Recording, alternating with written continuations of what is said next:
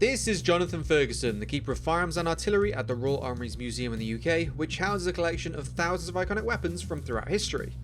And in this episode, Jonathan is taking another look at more of the weird and wonderful weapons of Modern Warfare 3. Kind of pains me that the FAMAS is now more realistic and the Glock is now much worse. I mean, we are hiding it in this chassis kit, thank goodness, but I still know it exists. If there are any other games, guns, or mechanics that you guys want to see Jonathan break down, as always, let us know in the comments section below. Right, let's take a look at more of the weapons of Call of Duty Modern Warfare 3. Changing mag!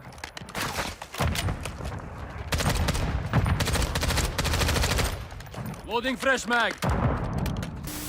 That escalated quickly. So something that looked quite a bit like a Remington or a Bushmaster ACR very quickly stopped looking very much like an ACR and has that weird carbon fibery bit on it. And then I saw some more 3D printed stuff. We've got some reversed. Oh, that's very lazy. Guys, come on. The handguard has text that is reversed on one side. Whoa, that's a lot of recoil for 5.56. Well, this conversion kit changes it to 300 blackout. 300 blackout is no more recoil than 5.56. Well, more massive from the projectile, so there's a little bit more recoil in that sense, in a pure physics sense. But in terms of the experience of shooting, it's not significant. It should not be dipping down. I mean, there's no physical way for the buttstock to dip down in the shoulder like that if you're holding it properly. So that's quite weird. Never a fan of putting a M4 type buttstock on something that isn't an M4 type weapon or an AR-15. Doesn't really matter. It doesn't look very good. The logic, of course, is that you can then fit whichever AR buttstock you want. So it gives you more options for the actual stock part of the stock. I've seen real ACRs with M4 buttstock adapters as well. It still doesn't look right.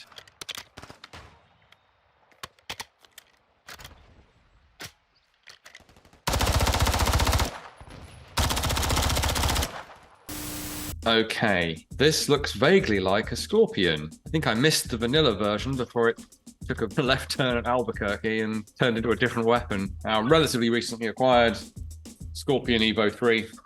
Took us a long time to get one, but now it's going to appear in every video, so tough. The version I'm looking at is greatly modified, but none of it's quite right. It has that excessively large and flared pistol grip that I still don't understand, and CZ couldn't explain to me either when I asked them as to why the heck that is so long and chunky. But anyway, that's present on this model. There look to be reinforcing struts on this portion of the receiver. Yeah, so the real Scorpion has a sling loop here that almost looks like that, but isn't. Their model has two reinforcing ribs that really aren't necessary. It's one of many things that changes the lines of this weapon from being correct to being may as well be a made-up gun, frankly. This huge bolt release here on the Scorpion is represented, but again, isn't quite the right shape. It has the flared mag well, it has the front of the trigger guard mag catch that the real gun has. It's pretty close. In theory, CZ could, retroactively make their gun match this one. I don't know why they would do that, but they could change the mold for the receiver to match the game version, doing some deal with Activision or whatever, and have a special Call of Duty edition Scorpion. I don't know if we'll ever see that level of collaboration with firearms manufacturers again, because it's been quite controversial for game developers to take money from gun companies, essentially.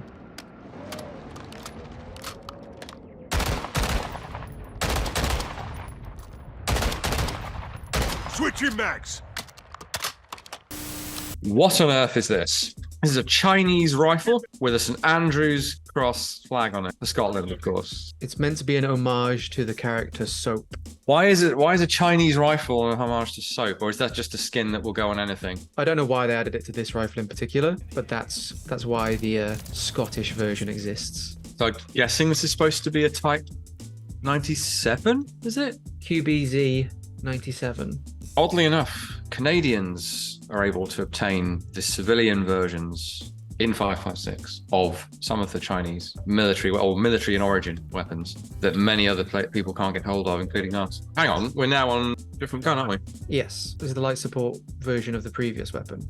Yeah, I was just going to say. So this is like the SA-80 rifle and LSW, the Type 95, 97 and Type 95 rifle and machine gun.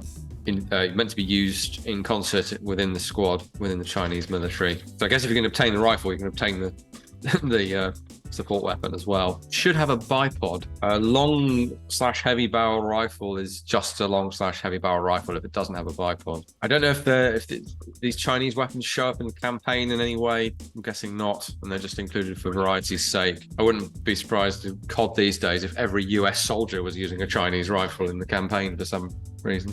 I suppose it's not impossible that this generation of Chinese military rifle / machine gun, LSW, whatever, might make it out into the rest of the world in some way.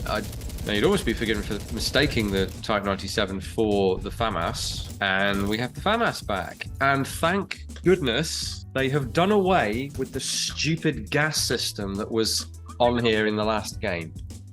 So this has gone back to being much more like a real FAMAS. It's far from perfect, however. Pistol grip, notably, is completely the wrong shape.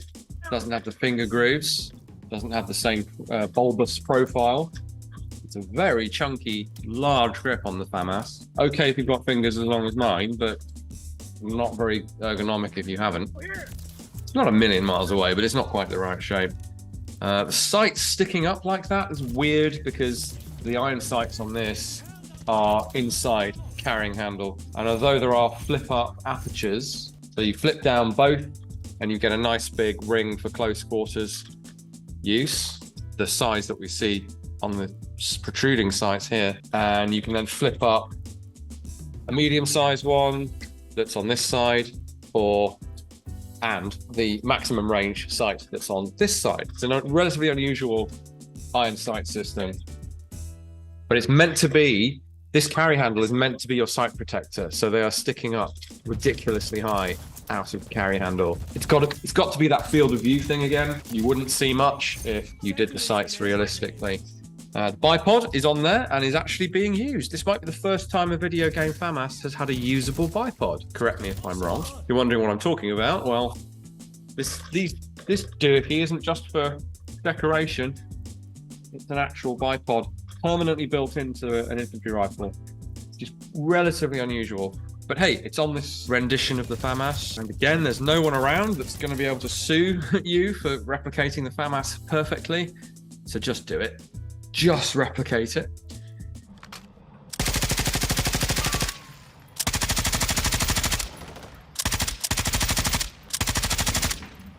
Reloading. Hey, now, this is a drastically modified FN Minimi, or as they call it in Australia, Minimi. Intriguingly, we might need a Belgian to mediate that one. Magazine fed, you'll notice.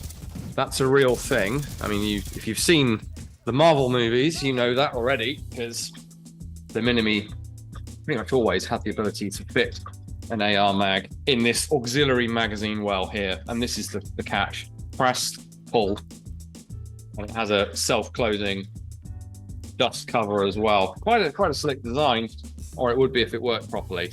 Famously, this does not feed reliably from the magazine. We've got what looks similar to the Surefire 60-round so-called coffin mag, because it's shaped a bit like a toe pincher style traditional coffin. Not really, but that's what the people call them. Which, if you're going to feed this from a mag, I guess makes more... Well, no, it doesn't really make more sense, because the whole point of this was you fired your belt, you've run out of link, one of your squad mates can throw you his AR mag, flap that in, and carry on firing with that 30-round mag. Unless you are issued 60-round mags for your rifleman, it makes no sense to use that. Otherwise, this is a pretty, again, an idealized / bastardized, dare I say, version of the Minimi, specifically the M249 with that upper handguard. I believe there is a version with the traditional solid stock of the Minimi 249.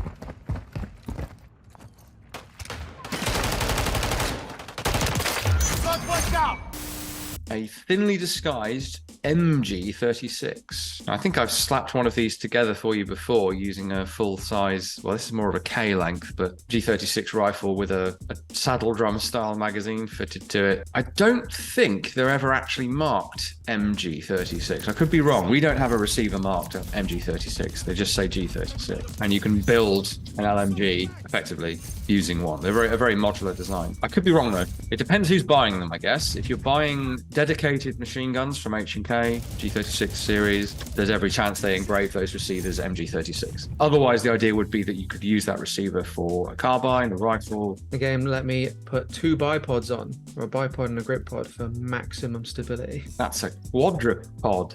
Well, funny that the front bipod is meant to represent the fitted bipod that's part of the actual weapon. You can also put a foregrip on, and one of the foregrips is also a bipod. I assume it only uses the built-in bipod when you use the bipod in the game. You wouldn't be able to tell, I suppose, necessarily. I don't know which one it's using, but I'm using a bipod. Yeah, because they sort of anchor in midair, don't they? They don't actually contact a surface in game. See, there's a cheek piece on the buttstock. That's actually a good move for the G36. Maybe the major drawback of it is with the charging handle where it is and the rail replacing that old style scope carry handle is still very, very high. So you ideally do need a cheek piece on the stock to bring your eye up to the right level while still having a cheek weld.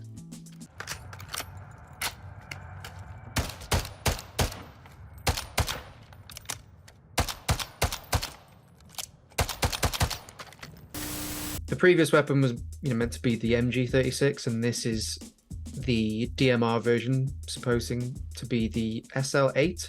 Is it? There is a rifle, but it's that family of weapons thing again. So this DMR version is aping the SL8. It's called the DM56 in game, but it's under the marksman rifle family of weapons. DM56, that has the thumbhole buttstock of the civilian version of the G36, which was sort of turned into a sporting rifle, primarily through the use of a thumbhole buttstock. And of course, in sci-fi games, thumbhole buttstocks are the way to go. That's what tells you you're in the future.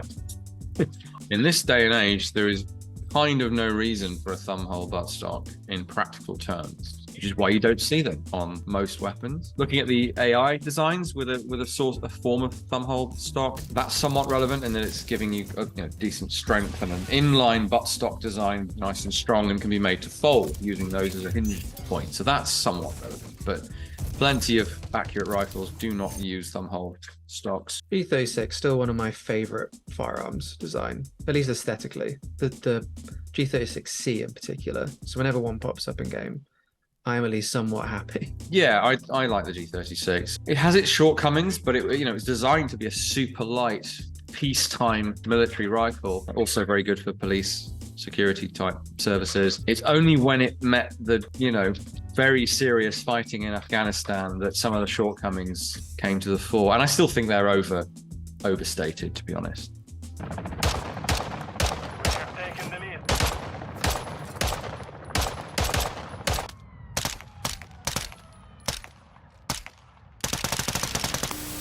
Oh, good lord. At least it's a conversion kit that isn't 3D printed this time, so... Dave, the conversion kit is the least of my concerns with this travesty. I'm not even a big Glock fanboy, but why that trigger guard? Even the number of slide serrations is making me twitch. I think it's the Russian Gayuza pistol has that very elongated angled trigger guard. I haven't got time to check. There are other designs. Even the Browning BDA-9 has a trigger guard reminiscent of this. The pistol that doesn't have that style of trigger guard is the Glock, famously. Previous Modern Warfare Glocks have not had that. Kind of pains me that the FAMAS is now more realistic and the Glock is now much worse. I mean, we are hiding it in this chassis kit, thank goodness, but I still know it exists. I don't know if this chassis stock system is based on a real one. It doesn't look like a Roni. There are various out there. I wouldn't even have a problem if the game invented its own chassis for a gun, but I want the gun to be correct. Really quite different to the real thing, but also really similar. Like the slide design is identical, controls are in the same place as the real thing, the grip angle hasn't changed, I don't think. Weirdly, in previous games, the Glock or their versions of Glocks were called the X something. Yeah. Whereas this is called the Core 45, which took me by surprise. I was expecting, oh, X45. It keeps it within that trend that they've set of naming their Glock-alikes. Whereas this almost implies it's a different weapon that's also very similar. Core 45, as in core blimey, that's a terrible Glock. The modification did a weird thing as well, where it fired on the pull of the trigger and the release of the trigger. So it created a very rapid rate of fire. That's a binary trigger. That might be deliberate. This is a way to achieve an automated higher rate of fire without having what's legally defined in the US as automatic. So it's quite possible they've given it a binary trigger for that reason.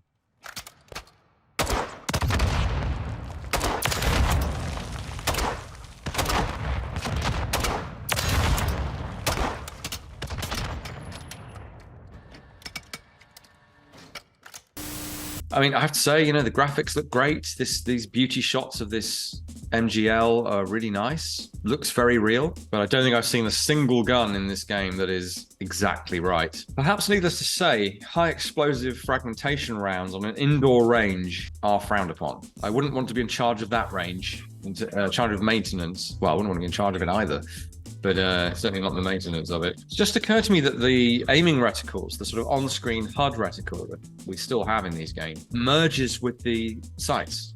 So it's there for hip firing, and then when you aim down sights, they merge together. Dots sort of merge together, but the grenade aiming reference things are still there in your view through the scope. Now, I'm sure you could turn that off in the menu. It was interesting in performance because I feel like Call of Duty is still afraid of their grenade launchers because of how strong they were in like the original Modern Warfare 2. Noob tube. Yeah, so giving you the opportunity of, you know, being able to fire 6 in quick succession, they've dialed the damage back even more so. Oh, okay. I suppose they've got no choice there, really. Oh no, otherwise everyone would be using the dang thing.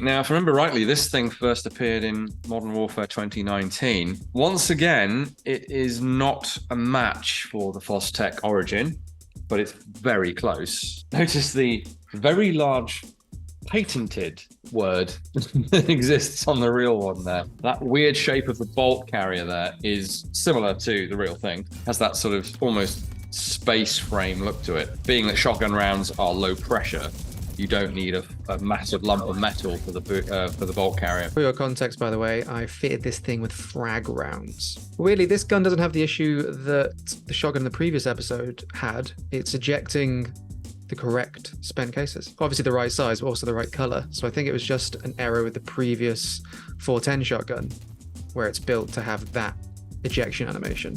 Oh yeah, you're right. This is another weapon that has embraced the AR-15 buffer tube buttstock, even though the design does not require a buffer tube. But it does at least come with its own design of buttstock.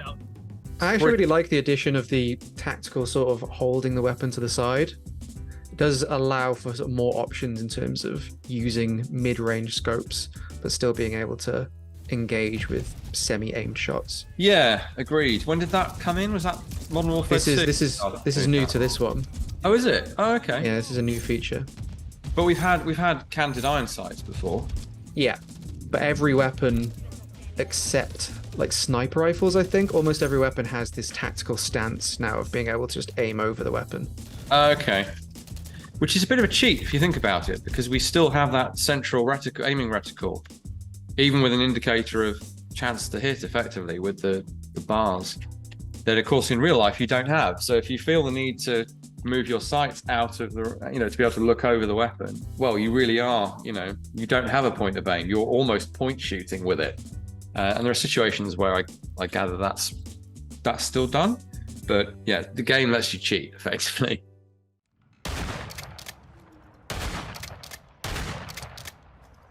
Loading. Shotguns without buttstocks, not a good idea. I've also put bowler rounds in this. Oh yeah. fires 2 lead balls tethered together by a wire, causes devastating damage at close range. Yeah, it's probably true. Give it inherently very low range, though. I've seen somebody demonstrate that on YouTube. It felt a lot less effective than just buckshot, though. Really? Well, that's probably realistic as well.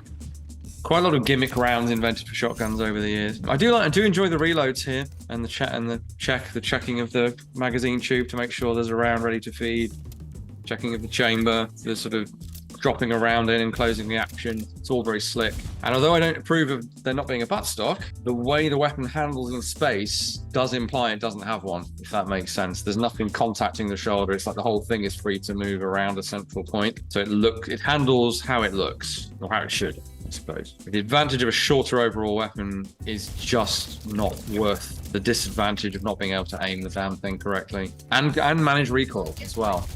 That bird's head grip is just not great. Having fired a sawn-off shotgun one-handed more than once, yeah, it's doable, but not if you want to hit anything. On your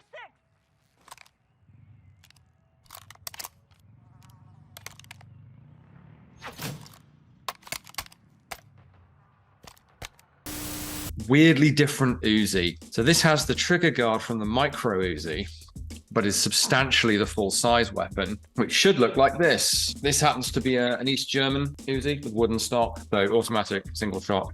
So markings do. Also, we have MP Uzi, Maschinenpistole Uzi, caliber with a K, or cal with a K, 9mm.